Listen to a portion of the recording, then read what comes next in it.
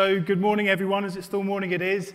Thank you for coming to our presentation, the title of which is Innovation Needs Security. Okay? So look, hi, I'm Charles Turner. I'm a managing director at the Malca-Amit Group of companies. I'm going to briefly introduce myself because I think my background is quite relevant to this presentation. So for the first 10 years of my career, I focused my career on insurance and risk management. I worked for risk management for Malca-Amit, arranging exhibitions all around the world with insurance of billions of dollars of diamonds, jewelry, and gold. Okay? I then moved to a company called Marsh, world's global largest insurance broker. Some of you might have heard of them, where I led the specie team there, working with Lloyd's of London and the insurance market. So my background is very much focused around insurance and risk management. I've looked after clients such as global auction houses, big diamond and jewelry brands, and investment banks, and more recently, before I left, digital asset custodians. The next thing to introduce is Malca-Amit. Not many of you are going to have heard of Malca-Amit. You've now seen the logo, and you'll come and see us at booth 48. Malca-Amit are a global secure logistics company with a secure infrastructure for vaulting facilities and armored trucks. We operate in over 30 countries around the world, where we service investment banks, digital custodians, etc.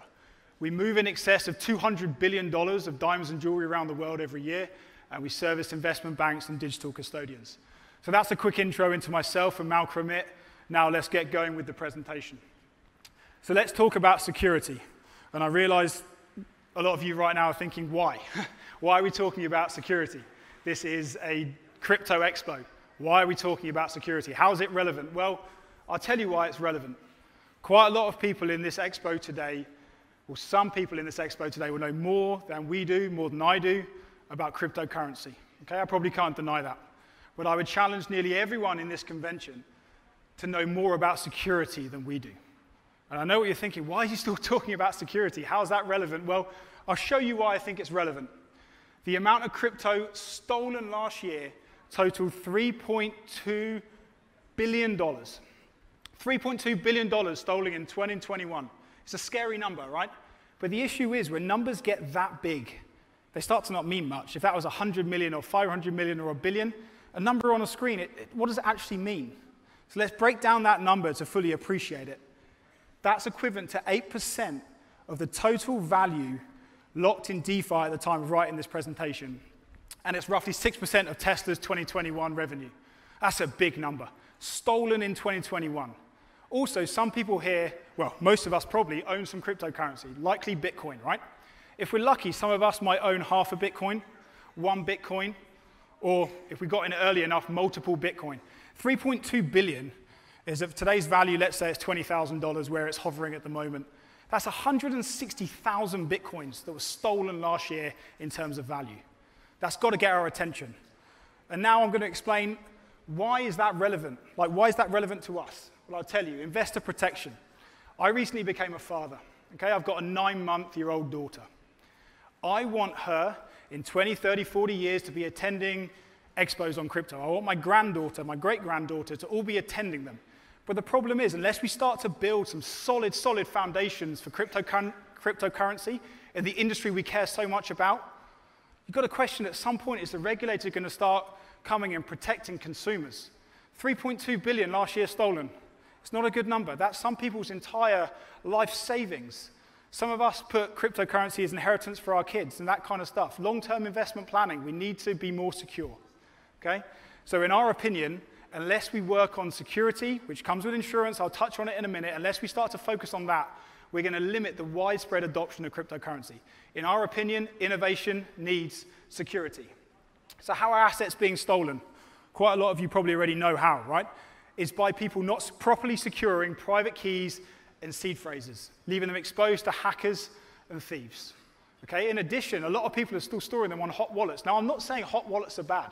Hot wallets, they serve a good purpose, right? You want to trade cryptocurrency in half a second? Fine. Have it in a hot wallet. But do you need 100% of your cryptocurrency portfolio in a hot wallet? Could you put 50%, 70%? Depending on your risk appetite, what could you put in a cold wallet, which can't be hacked? And furthermore, where are you going to put that cold wallet? Is it in a secure vault, like Vault of Malca-Amit, or are you going to put it in your drawer? Scary stuff. Captain Joy's back with another stat. Sorry, guys. 99.75% of the crypto market lacks insurance coverage. Okay, so you remember that number I told you about, 3.2 billion stolen last year? Do you know how much of that was insured?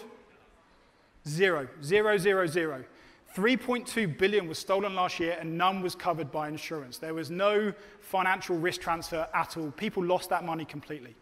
People are now working in cryptocurrency, saving up their life savings, and they're losing it without insurance.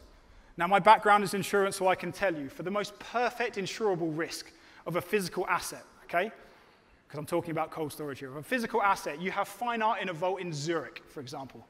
For the most perfect risk, you're going to get roughly $3.2 billion of insurance from the Lloyd's of London insurance market, which is what specializes in this space. For the most perfect cryptocurrency cold storage risk at the moment, at a peak, you're going to find between $400 and $700 million in the aggregate. And furthermore, that limit that people are buying, that's an aggregated limit. Some of those companies who buy that insurance limit are storing 40 plus, 30 plus billion, 20 billion for their consumers. So are you really covered? That's the question. So we need to properly protect our assets and insure them. So I'm going to go on to explain now what Malca can do to protect yours and our digital assets. Okay? First thing I can recommend is secure your private key assets via cold storage. Okay? Just to read off this, Malca-Amit, we have created a deep cold storage solution to keep your assets safe. And we ensure that our customers have the best possible protection. It comes with full liability insurance. We collaborated with a company called Ballet. Some of you might have heard of them. Founder and CEO, a gentleman called Bobby Lee. Okay? So we collaborate with Ballet. If a customer was to go to Ballet, buy a Ballet wallet, you can bring that to our vault, a Malca-Amit vault across 30 different locations, and store that with us. Okay? You can store that with us, but what's unique about that is it comes with full liability insurance. Right now, it's not unique to put a cold storage device somewhere and keep it secure. That's not unique. What's unique is the liability insurance. Okay? Whether you want $1 million, $5 million, $10 million of insurance, that's what we can provide you as a full liability coverage. What's unique about this? We've all heard the phrase, not your key, not your coin, right? You want to put $5, $10 million on a device like this, you come to a Malca-Amit vault, you put it in one of our global secure vaults to store billions in bullion for investment banks. You bring and you put this in one of our vaults, only you know where your private key is. You know, I can say, oh, my private key holding $5 million is in London. Great. You're the only person who can access it. Okay? And furthermore, you have full liability coverage. And the liability coverage is dollar for dollar. So what does that mean? It means that if I buy an insurance limit for 10 million, and someone comes and says, hey, how you doing? I've got 20 million of Bitcoin. I'll say, great, good for you, you're very rich. Let's go and buy you some proper coverage. Put that in our vault. I will go and buy an additional $20 million so you can store your item with the peace of mind that it's fully covered against physical loss or damage. Okay? So that's our first product. The second one, we're not here to compete with institutions. On the contrary, we're here to complement the industry. We'll work with anyone. Whatever it is, whatever you do, we have a solution for you. So if you're an institution, you're a custodian, you're an exchange, come and talk to us. We work with people already as our clients who secure you.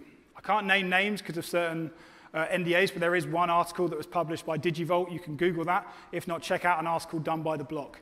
You want to find, you're an institution, we can store in your vaults your shards and your sharding devices.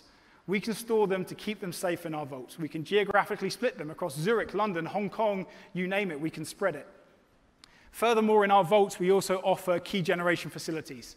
We have cubes where you can come and generate your keys.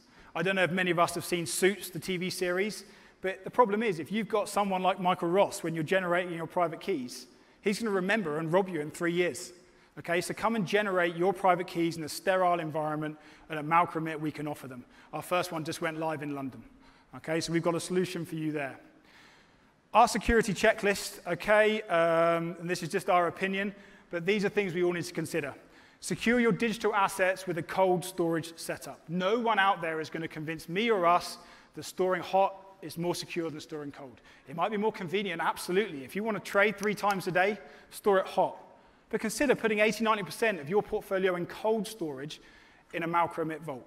I can tell you, for example, that there's someone from my background, I came across examples where someone had stored over $50 million of Bitcoin, okay, with a certain company, and he needed his seed phrase to recover it. Something had happened, it was a 2 of 3 setup, and they needed his. And they went to him and went, hi, yeah, you know that 50 million plus of Bitcoin you've stored with us? Yeah, I need your seed phrase, please. Why, what's happened? Doesn't matter, I need your seed phrase. Oh, okay, I don't know where my seed phrase is. What do you mean you don't know where it is? After a week of investigation, they found out that his seed phrase was on his iPhone, in his iPhone notes. And that's what unlocked $50 million. Madness. In addition, I can also tell you firsthand, without giving you names, that I know certain companies are storing millions of dollars of cryptocurrency on hardware devices they're carrying in their backpack. Now, let's consider it as cash. No one here would surely walk around with even $5,000, $10,000, $100,000 of cash in your backpack. You wouldn't carry $1 million worth of jewelry in your backpack. Some of you might have a watch worth $50,000 if you're very lucky, great. But even if you have a watch collection of $1 million, you're not going to walk around with it in your backpack. It's madness. So why do we do it with cryptocurrency? Why are we carrying it around on our phones, on our wallets? There are solutions out there, and to get this industry going forward the way we want it to, we want this industry here in 100 years' time, we need to properly secure the foundations, security and insurance. So ensure that the company protecting your assets is insured. A lot of people say they're insured, but are they really? I can't say if they are or are not. I'm not their insurance broker. But I would ask them, are you insured, with who, and for how much? And let's say you see a document showing an evidence of insurance for, say, $10 million. Ask them, how much are you storing? How much cryptocurrency are you storing? And if they say anything over what that evidence of insurance shows, you're not properly covered if doomsday comes. Always ensure that your private key backups are securely stored. It doesn't mean at your lawyer's office. You've got to know where they are. I'm not just here just to promote Malca-Amit. I don't mind if you want to work with any security provider out there. It's fine. Just work with a professional security company that will really secure your digital assets, okay? Never give anyone your seed phrase. To be honest, I can't believe we have to write that. Would you give anyone your PIN code to your bank account? Of course not. Of course not. You wouldn't give them the key to your house. You wouldn't give them the key to your car. Of course not. You don't trust them. Don't trust anyone. Keep the seed phrase to yourself and know where it is and securely store it. Always generate your private key in a secure place. So look, this is our opinion. I'm just coming to the end of the presentation now. In our opinion, innovation needs security, and not just to promote our own business model, to promote this entire industry we all care about. We want to be here in 5 years' time, 10 years' time at future expos, then we've got to push it. It's on us. It's our responsibility to make sure that we properly secure the foundations of our industry. Okay? Spend $1 today, save a Bitcoin tomorrow. That's what we reckon. Innovation needs security. So come check us out. We're at booth 48, even though that slide doesn't want to come up, so I'll tell you that much. So yeah, booth 48, come find us. Thank you very much, everyone, for listening.